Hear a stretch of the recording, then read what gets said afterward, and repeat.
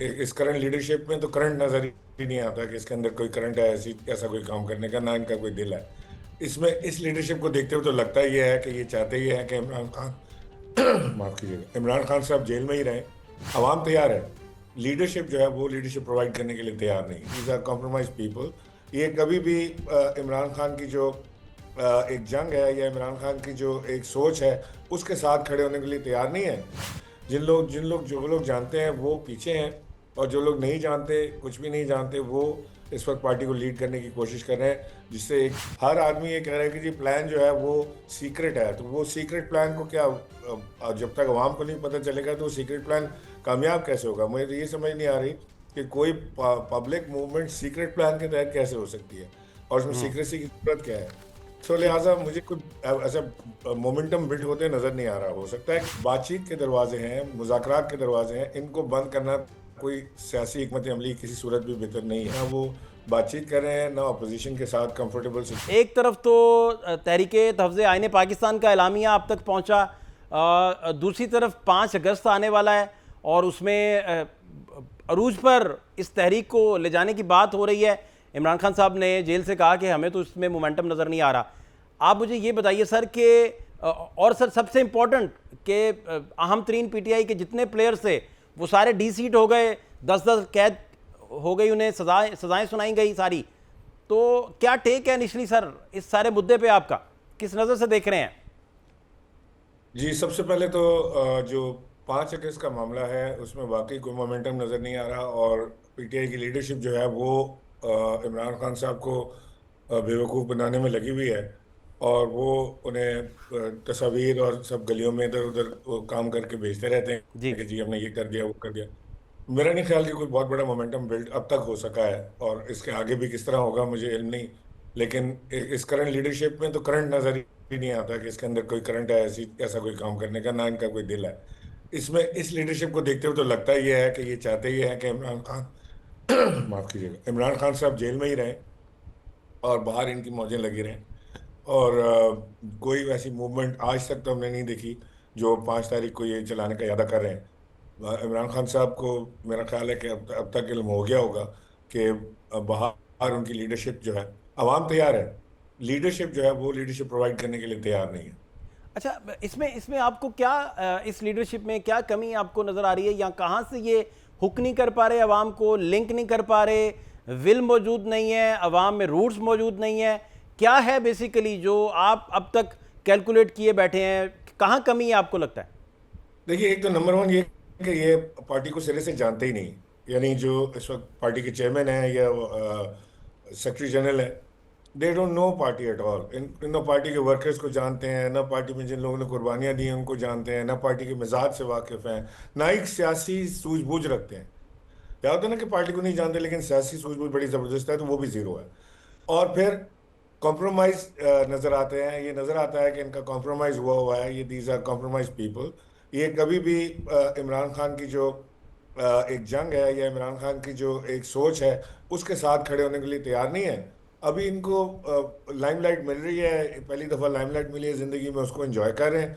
और जब एंजॉयमेंट का वक्त खत्म हो जाएगा तो ये कहीं और जाके बसेरा कर लेंगे। लेकिन इमरान खान साहब की जो रिलायंस है इनके ऊपर, उसको देखते हुए मैं ये समझता हूँ कि शायद खान साहब से ये एक गलती कह सकता हूँ कि हुई है, या मिस कैलकुलेशन हुई है कि उनको अपनी पार्टी के लोगों के ऊपर रिलाय करना चाहिए, जो कि पार्टी के बहुत पुराने लोग हैं, जैसे असद कैसर हैं या और दीगर लोग मौजूद हैं, या जेलों में जो इस वक्त मौजूद हैं, शाह महमूद कुरैशी हैं, या चौधरी एजाज हैं, बेगम यास्मीन राशिद हैं, उमर सरफराज चीमा हैं, उस तरह के लोग। और जो जो जेलों से बाहर हैं उसमें मैंने आपको बताया कि असद कैसर इस वक्त सर फहरिस्त उसमें नजर आते हैं। जो पार्टी के वर्कर्स को भी जानते हैं, पार्टी के मिजाज को जानते हैं, इमरान खान को जानते हैं, और वो ये जानते हैं कि कैसे मोमेंटम बिल्ड करना है या कैसे लोगों को लेकर चलना है। जो लोग जानते हैं वो पीछे हैं, और जो लोग नहीं जानते, कुछ भी नहीं जानते, वो इस वक्त पार्टी को लीड करने की कोशिश कर रहे हैं। जिससे एक पे दर पे पार्टी की जो प्रोग्राम्स होते हैं या जो उनके एहतजाजी तरीके होती हैं उसमें उनको नुकसान उठाना पड़ता है।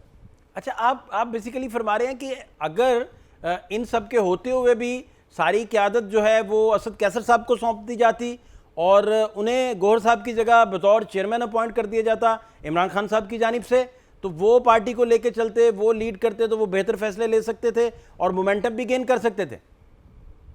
जी बिल्कुल, मैं ये समझता हूँ कि खाली असद कैसर नहीं, मतलब किसी को भी, खान साहब पुरानी पार्टी में से जुनैद अकबर हैं, असद कैसर हैं, आतिफ खान हैं, बहुत सारे लोग मौजूद हैं जिनको लीडरशिप दी जा सकती थी। आरिफ अलवी साहब तो खैर लंदन जाके बैठ गए, वरना वो भी एक पोटेंशियल कैंडिडेट थे पार्टी को लीड करने के लिए, लेकिन उन्होंने शायद हिम्मत नहीं जुटाई इसके अंदर, वो लंदन चले गए, अपनी मजबूरियां वो बेहतर जानते होंगे।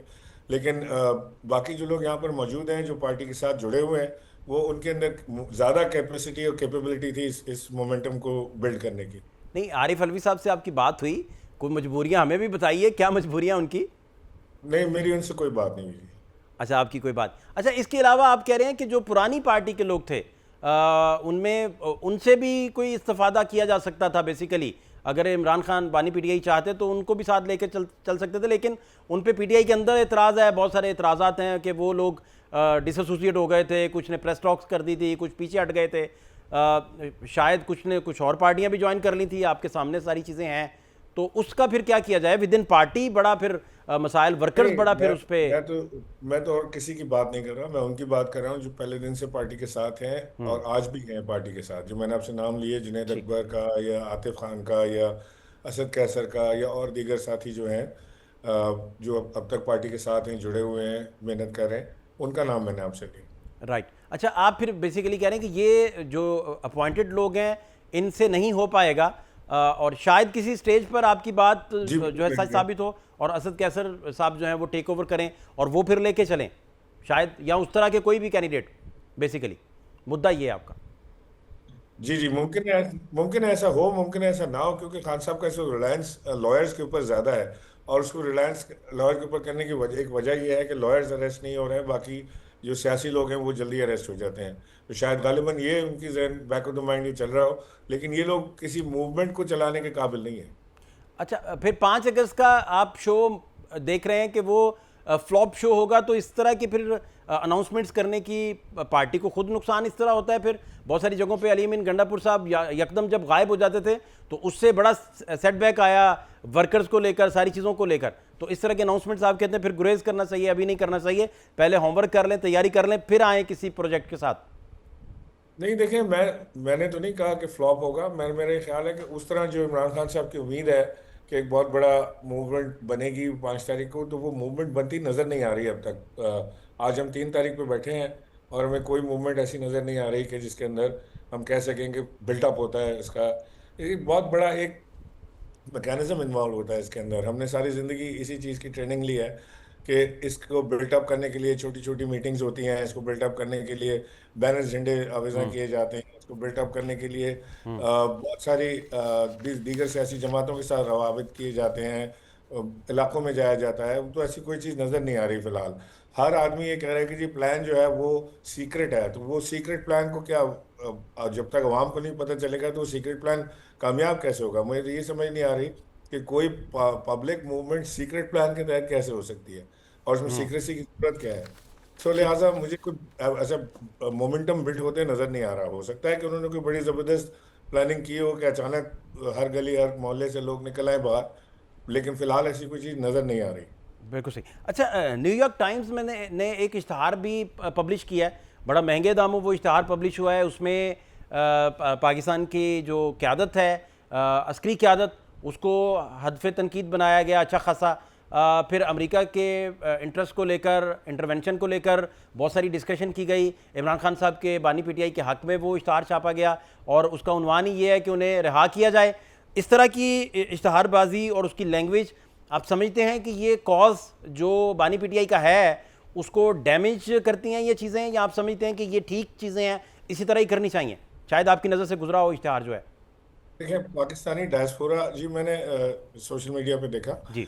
पाकिस्तानी डायस्पोरा जो है अमेरिका में या पाकिस्तान से बाहर जहाँ भी है, वो बेचैन है खान साहब की रिहाई के लिए, और उन्हें जो यहाँ की टूटी फूटी लीडरशिप गाइड करती है वो उस तरह से रिएक्ट करते हैं उसके ऊपर।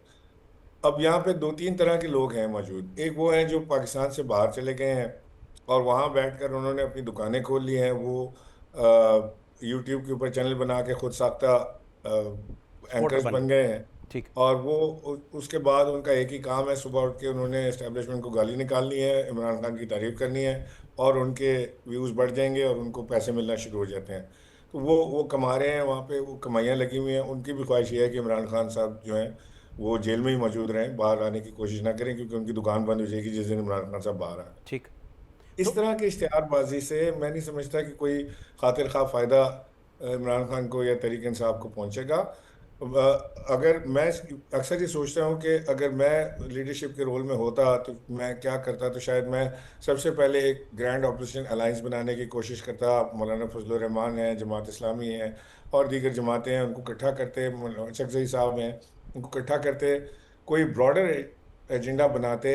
यानी वन पॉइंट एजेंडे पे तो अपोजिशन जमातें इकट्ठे नहीं होंगी कि ठीक। इमरान खान को रिहा, ठीक। तो उनका ठीक। ब्रॉडर एजेंडा होगा, 3 4 5 पॉइंट का, उसमें से एक पॉइंट इमरान खान की रिहाई का भी होता, और उनको लीड देते मूवमेंट चलाने की, चाहे महंगाई के खिलाफ, इमरान खान साहब की रिहाई के लिए, इंसाफ की बहाली के लिए, वो सारी चीज़ हो सकती थी, और जो कि तहरीक इंसाफ इसमें भी नाकाम रही।